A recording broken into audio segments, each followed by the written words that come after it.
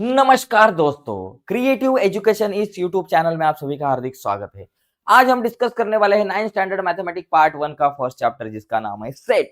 और सेट में से प्रैक्टिस सेट नंबर 1.3 आज हम देखने वाले हैं। देखिए दोस्तों, इसके पहले वाले वीडियो में हमने प्रैक्टिस सेट 1.1 1.2 के ऊपर डिस्कस किया है। अगर पहले वाली वीडियो आपने नहीं देखी होगी तो टेंशन नहीं लेने का, इस वीडियो के नीचे डिस्क्रिप्शन में मैंने पहले वाली वीडियोस की लिंक आपके साथ शेयर किए। तो चलो जाते हैं आगे 1.3 के पास। लेकिन आगे जाने से पहले की इंपॉर्टेंट चीज देखिए, बहुत ही महत्वपूर्ण फॉर्मूलाज है। फॉर्मूलाज नहीं, कंसेप्ट है, कुछ इंपॉर्टेंट कंसेप्ट। देखिए, प्रैक्टिस सेट नंबर 1.3 देखने से पहले अगर ये कंसेप्ट आपको नहीं आई तो प्रैक्टिस सेट 1.3 आपको नहीं आएगा या फिर दिमाग के ऊपर जा सकता है। इसलिए ये कंसेप्ट जो है वो हम समझ लेते हैं। सबसे पहली कंसेप्ट है सेट। सेट के ऊपर ऑलरेडी हमने चर्चा की है, डिस्कशन किया है प्रैक्टिस सेट 1.1 में। तो अभी हम देखेंगे यूनियो सबसेट मतलब क्या। देखो भाई, मेरे पास एक सेट है। इस सेट में 1 2 3 4 5 ओम स्वाहा इतने 5 आंकड़े आपको दिख रहे हैं। 5 एलिमेंट इन दिस सेट। तो ये जो हमारा ए सेट है इसमें हमें 5 आंकड़े दिख रहे हैं, 5 एलिमेंट दिख रहे हैं। और मेरे पास दूसरा एक सेट है बी। तो बी में क्या एलिमेंट है? 3 4 5 ये एलिमेंट बी है। अगर आपने ऑब्जर्वेशन किया तो बी में से जो 3 है वो ए में आता है, बी का जो 4 एलिमेंट है वो भी ए में आता है, और ये जो 5 है ये भी ए में आता है। तो बी के सभी एलिमेंट ए में आते हैं। ध्यान रखो, ध्यान में रखो। बी जो मेरे पास सेट है उस सेट में से सभी एलिमेंट ए में आते हैं। इसका मतलब बी इज, तो इसको हम कह सकते हैं कि B is subset, subset of A. तो इस सिचुएशन में अगर बी के सभी एलिमेंट ए में आते हैं तो बी इज सबसेट ऑफ ए। उसको ऐसे लिखते हैं, ये बी इज सबसेट का ये साइन है ऑफ ए, ऐसे हम इसको लिख सकते हैं। मेरे पास दूसरा एक सेट है। चलो भाई, दूसरा एक सेट है पी जिसमें एलिमेंट है मेरे पास। चलो भाई, पी जो सेट है, इस पी सेट में कुछ एलिमेंट हम लिखेंगे। और पी सेट में अगर जो कुछ एलिमेंट होंगे वो एलिमेंट, और क्यू में कुछ एलिमेंट हो गए। समझो पी जो सेट है इसमें हमारे पास एलिमेंट है ए बी सी डी, ऐसे कुछ एलिमेंट है। और क्यू जो है उसमें बी और सी एलिमेंट है। अगर क्यू के सभी एलिमेंट पी में आते हैं तो उसको हम कहेंगे कि बाबा ये जो है, एक मिनट भाई, कुछ तो गड़बड़ है भाई, बहुत बड़ी गड़बड़ है। दया, कुछ तो गड़बड़ है। ये हिल क्यों नहीं रहा है? ओके, ये जा क्यों नहीं रहा है?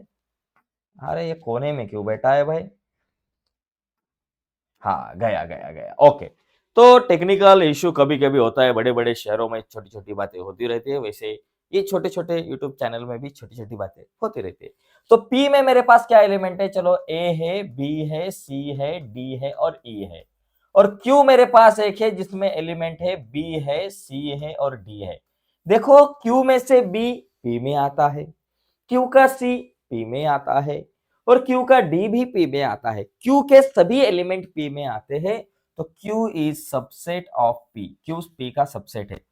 तो और एक चीज देखो, अगर मेरे पास एम एक सेट है जिसमें एलिमेंट है 1 2 3 4 5 6 7 है, और हमारे पास एन एक ऐसा सेट है जिसमें एलिमेंट है 5 6, या फिर 4 से चालू करते हैं, 4 5 6 7 8। अभी देखो, यहां ये 4 जो है ये आता है, ओके। एन का 5 जो है वो भी आता है, 6 भी आता है, 7 भी आता है। देखो, ये 4 एलिमेंट आते हैं लेकिन ये एक नहीं आता खाली। तो अभी ये सबसेट होगा क्या भाई? नहीं, सभी के सभी आने चाहिए। एन के सभी एलिमेंट अगर एम में आते तो एन जो है एम का सबसेट होता, लेकिन अभी ये सबसेट नहीं है। तो सबसेट मतलब क्या? सभी एलिमेंट आने चाहिए, ओके। अगर बी के सभी एलिमेंट ए में आते हैं तो बी इज सबसेट ऑफ ए। अगर क्यू के सभी एलिमेंट पी में आते हैं तो Q is subset of P. तो ये सबसेट की कंसेप्ट है, ये हमारे ध्यान में बैठनी चाहिए, ठीक है।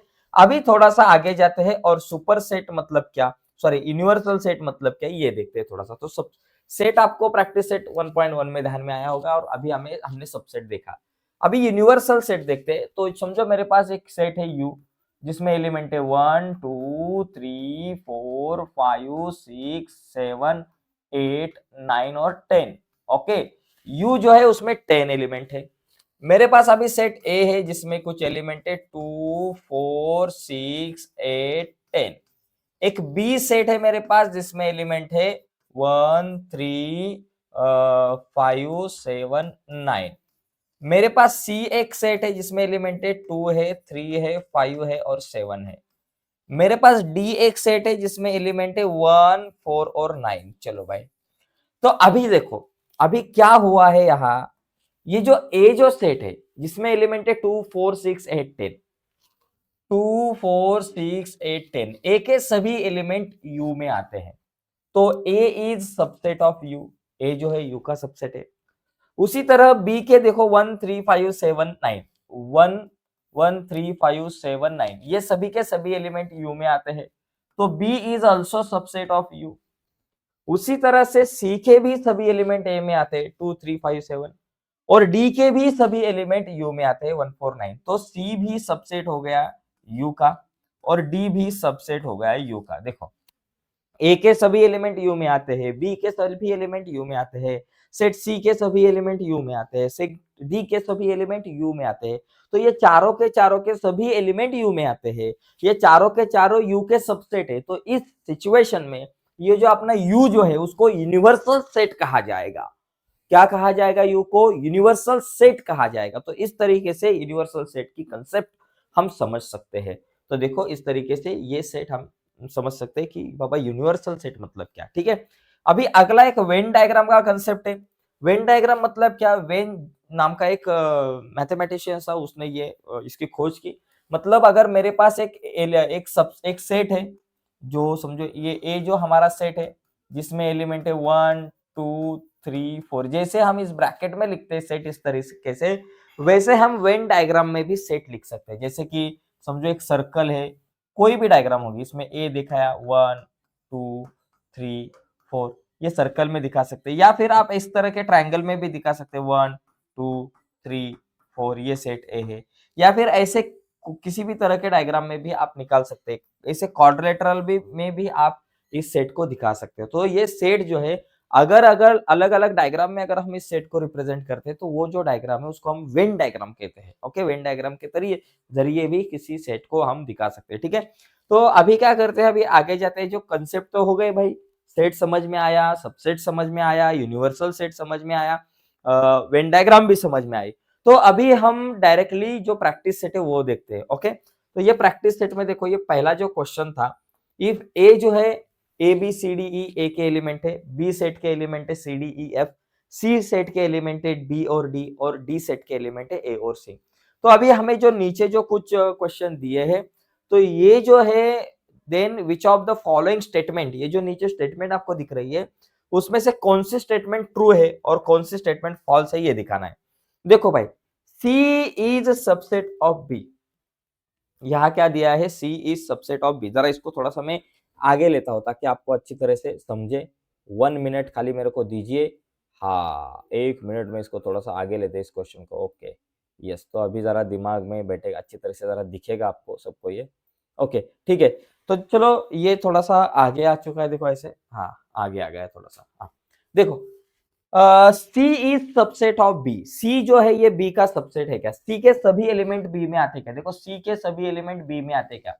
ये बी आता है? नहीं आता भाई, खाली डी ही आता है बी में। सी का ओनली डी आता है, बी नहीं आता। सभी के सभी एलिमेंट आने चाहिए तभी ये सबसेट होगा, लेकिन सी सबसेट बी है क्या? नहीं है। तो ये जो है ये मेरा फॉल्स है, तो यहां लिखूंगा फॉल्स। उसी तरीके से देखो अगला question, A subset of D, A जो है ये डी का सबसेट है क्या? ए के सभी एलिमेंट आते हैं क्या? यहाँ देखो ए का ए आता है, ए आता है, सी आता है, सी आता है, खाली दो आता है, लेकिन ये तीन जन नहीं आते।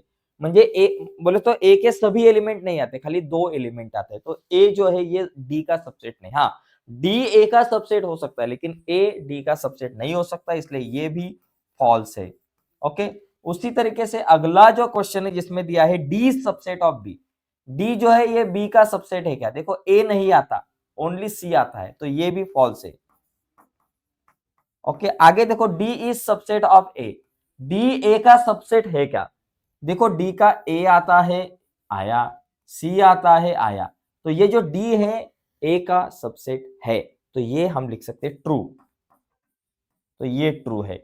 B subset of A, B A का सबसेट है क्या? ये देखो ये बी है और ये ए है। सी आया आया, डी आया आया, ई आया आया, एफ आया क्या? नहीं आया। तो बी के सभी एलिमेंट नहीं आते ए में, तो ये सबसेट नहीं है। तो ये क्या बाबा? ये मेरा फॉल्स है। अगला क्वेश्चन है सी सबसेट ऑफ ए, सी जो है ये ए का सबसेट है क्या? सी के सभी एलिमेंट ए में आते हैं क्या? देखो बी है, बी है, डी है, डी है। यस बाबा ये ट्रू है। C is subset of A because C के सभी एलिमेंट ए में आते हैं, तो C is subset of A, ये ट्रू है। तो यहां लिखेंगे ट्रू। तो इतना आसान सवाल, बहुत इजी क्वेश्चन है दोस्तों ये। अगर इस तरह का क्वेश्चन एग्जाम में आता है तो हमें 100% मार्क्स इसमें मिलने चाहिए। आगे का क्वेश्चन देखते हैं। देखिए ज्यादा से ज्यादा क्वेश्चन आज हम देखने का प्रयास करेंगे। आगे का क्वेश्चन हमारे सामने देखो, ये take set of natural numbers from 1 to 20 as universal set and show set X and Y using Venn diagram. देखो इस क्वेश्चन का आंसर बहुत अलग अलग तरीके से हम लिख सकते हैं। उन्होंने क्या कहा है कि यूनिवर्सल सेट हमें क्या लेना है? देखो u is equal to universal set 1 to 20 के नेचुरल नंबर 1 2 3 4 5 6 7 8 9 10 11 12, उसके बाद 13 14 15 16 17 18 19 20। ओके, तो अभी हमें क्या करना है? ये जो एक यूनिवर्सल सेट क्या है बाबा, क्या बताया यहाँ? Take the set of natural number from 1 to 20, 1 से लेकर 20 तक के जो नेचुरल नंबर है उसको हमने अगर यूनिवर्सल सेट लिया, तो अभी हमें क्या करना है? Show the set X and Y using Venn diagram. तो एक्स और वाई ये जो सेट है इसको वेन डायग्राम से हमें दिखाना है। तो ये जो सेट आपको दिए है, ये सेट दिए है रूल मेथड में। तो सबसे पहले इसको लिस्टिंग मेथड में लाओ, फिर उसके बाद हम वेन डायग्राम निकाल सकते हैं।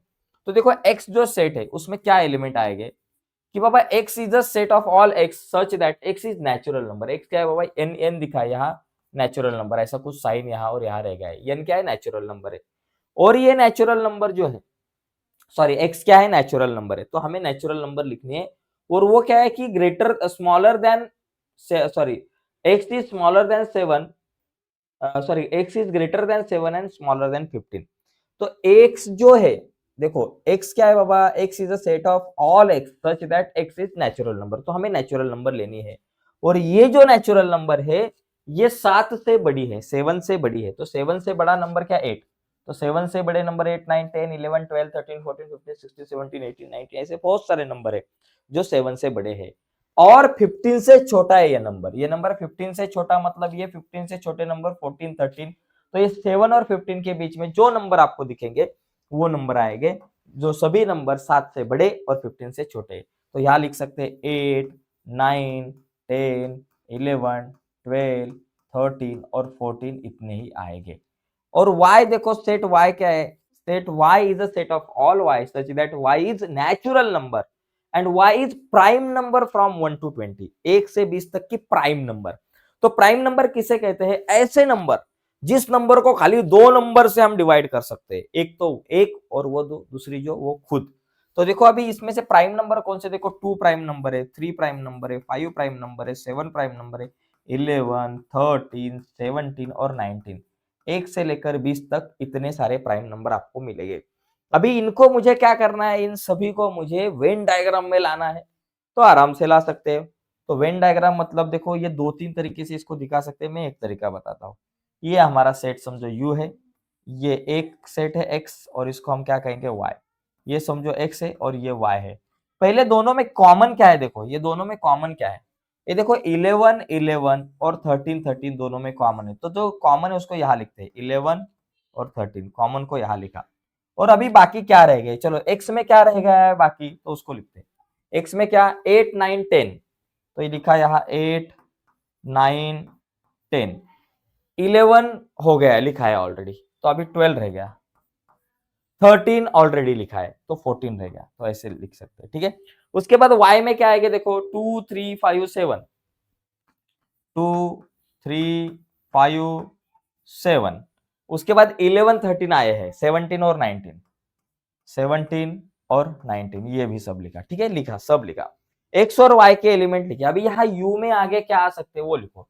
अभी u में 1 to 20 तक के सभी आने चाहिए। तो एक यहाँ दिख रहा है क्या? नहीं दिख रहा, तो यहाँ लिखो 1। 2 दिख रहा है क्या, यहाँ है, 3 है, 4 नहीं है तो 4 को लिखो, उसके बाद 5 है, 6 नहीं है तो 6 को लिखो, देखो 7 है क्या है, 8 9 10 11 12 13 14 है, 15 है क्या, 15 नहीं है तो 15 को लिखो, 16 भी नहीं है, 16 को लिखो, 17 है, 18 नहीं है तो 18 को लिखो, 19 है, 20 नहीं तो 20 को लिखो, जो नहीं है वो लिखा। तो इस तरीके से दोस्तों ये जो सेकंड नंबर का क्वेश्चन है इसको हम सॉल्व कर सकते हैं। खाली वेन डायग्राम निकालने में थोड़ी तकलीफ है, लेकिन अगर आपने प्रयास किया तो आपको आ सकता है। इस तरीके से भी लिख सकते हैं, या फिर और भी एक तरीका है, तो अभी ज्यादा टाइम नहीं है इसलिए मैंने एक ही तरीका बताया है। ठीक है, अभी जाते हैं आगे। आगे का जो क्वेश्चन है वो देखते हैं, क्वेश्चन नंबर 3। क्वेश्चन नंबर 3 में क्या है, देखो एक सेट है यू, उसके बाद पी है, देन शो द सेट। तो पहला जो क्वेश्चन है उसको हम सॉल्व करेंगे। तो ये दो क्वेश्चन को मैं थोड़ा सा अलग अलग लिखता हूँ ताकि फास्ट हो जाए हमारा सब। 1 मिनट में हम ये दो क्वेश्चन को थोड़ा सा अलग अलग लिखते हैं। देखो दोस्तों, आगे जा रहे हैं, लेकिन आगे जाने से पहले एक रिक्वेस्ट है मेरी, अगर आप हमारे चैनल पर जो बच्चे नए हैं तो प्लीज चैनल को सब्सक्राइब कीजिए अगर नए हो गए तो। ओके, और इस वीडियो को लाइक करना ना भूले। अगला क्वेश्चन अभी हम देखेंगे 1 ही मिनट में। हाँ ओके, 1 मिनट में अगला क्वेश्चन देखते हैं। क्वेश्चन नंबर जो 3 है तो इसको हम देखेंगे। ठीक है, चलो। तो ये हो गया, थोड़ा सा बाजू में किया एक, क्या भी दिखेगा आपको ठीक से। चलो, तो देखो दोस्तों, ये दो साइड में दो क्वेश्चन लिए तो सॉल्व करने में थोड़ी सी आसानी पड़ेगी। तो देखो, अभी समझो ये एक क्वेश्चन है, यू क्या है बाबा, मेरे पास यू क्या दिया है, 1 2 3 7 8 9 10 11 12 वगैरह। पी क्या है, 1 3 7 10। देन अभी मुझे क्या करना है, show the set U P and P dash by when diagram. तो वेन डायग्राम में ये सेट मुझे दिखाना है, यू दिखाना है। तो यू तो है 1 2 3 7 8 9 10 11 12, पी भी है, लेकिन पी डैश है क्या भाई, पी डैश मतलब कॉम्प्लीमेंट ऑफ पी। तो पी का जो कॉम्प्लीमेंट है वो क्या है, पी का कॉम्प्लीमेंट मतलब जो नंबर पी में नहीं है उसको यहां लिखना है। तो पी में क्या क्या नहीं है, देखो यहां से यू से चेक करो। पी में 1 है क्या, है भाई। 2 है क्या, नहीं है तो लिखो। पी में 3 है, 7 है, 8 नहीं है तो लिखो, 9 नहीं है तो लिखो, 10 है, 11 नहीं है लिखो, 12 नहीं है लिखो। तो जो पी में नहीं उसको यहां लिखा। अभी हम निकालेंगे ये सेट।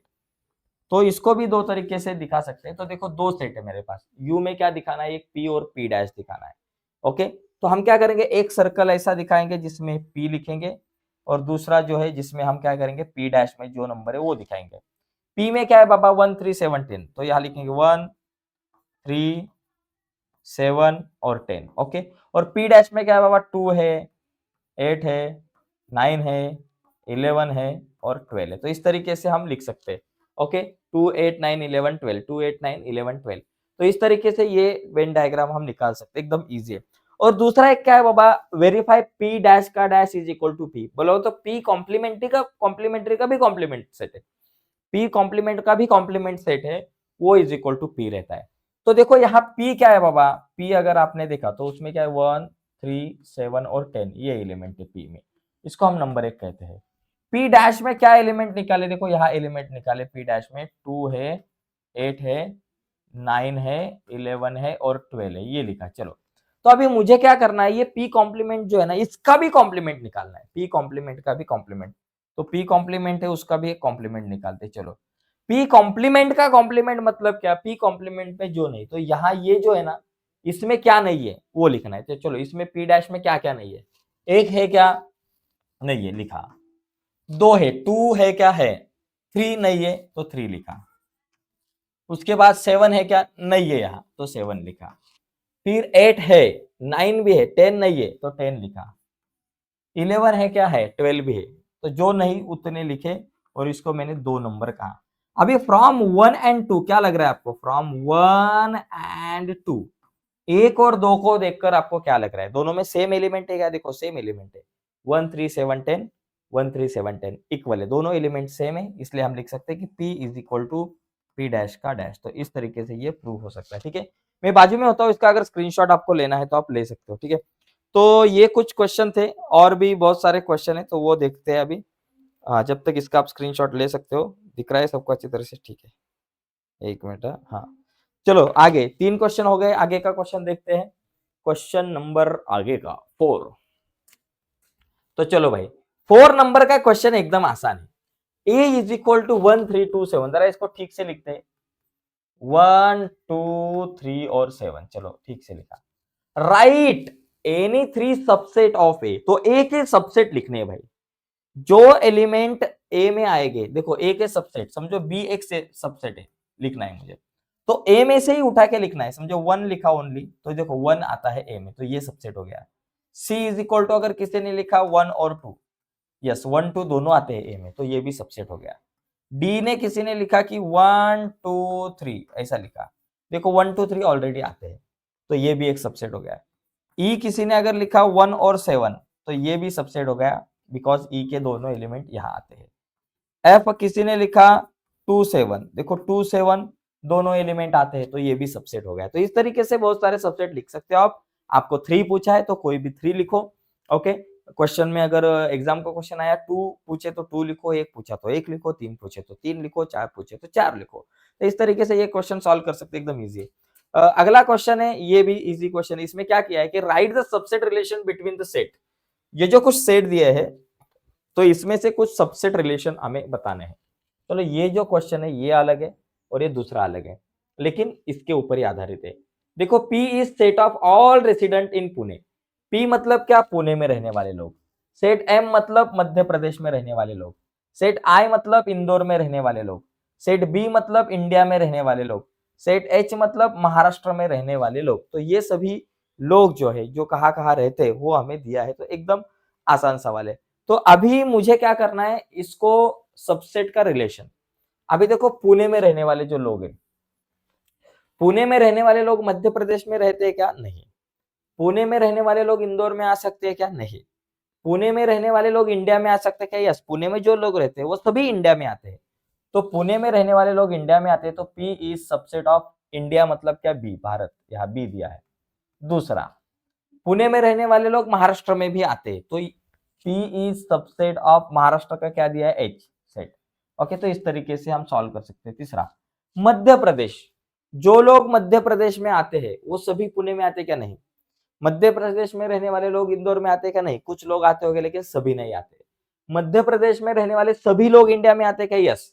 तो इसलिए यम इज सबसेट ऑफ इंडिया, मतलब वो बी दिया है। 4, इंडिया का सबसेट मतलब बी का सबसेट।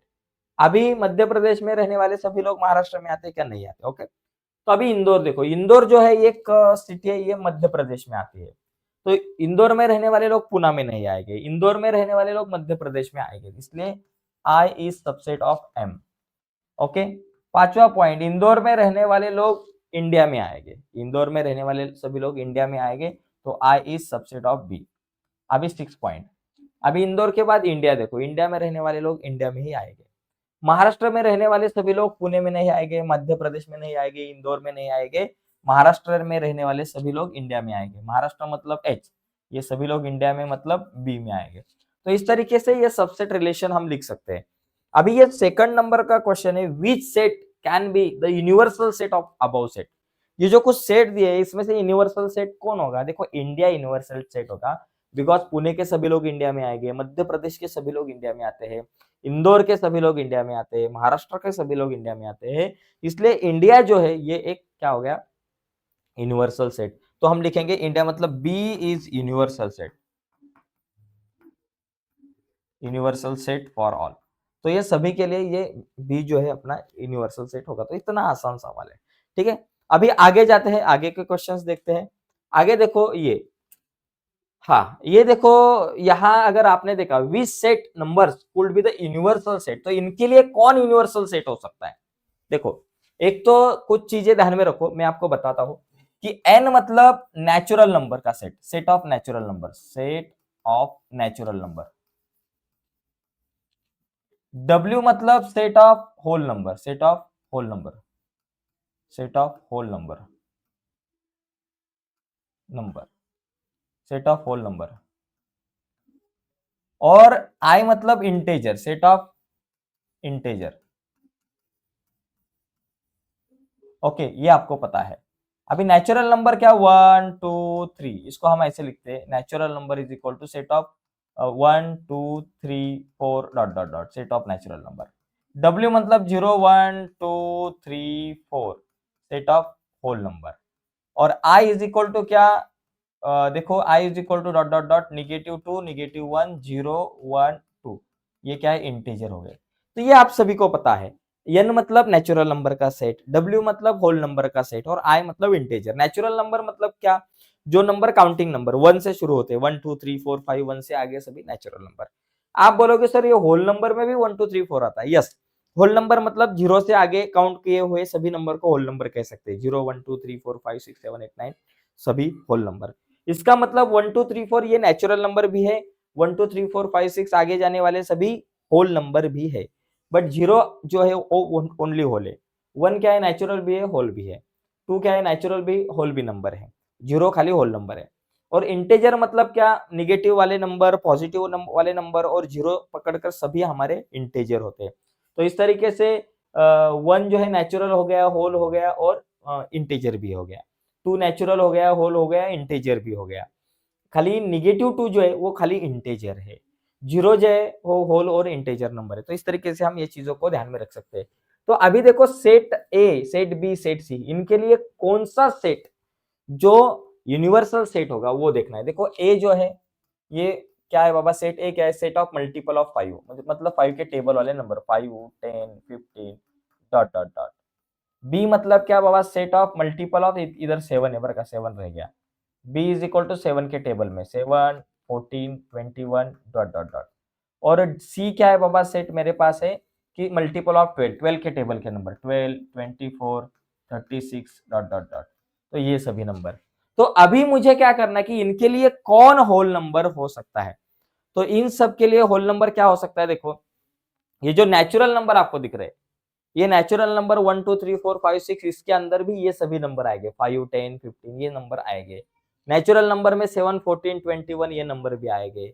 और ये नेचुरल नंबर में 12 24 36 आने वाले 12 के टेबल के नंबर भी आएंगे। तो ये नेचुरल नंबर में भी ये सभी नंबर आएंगे, होल नंबर में भी आएंगे और इंटीजर में भी आएंगे।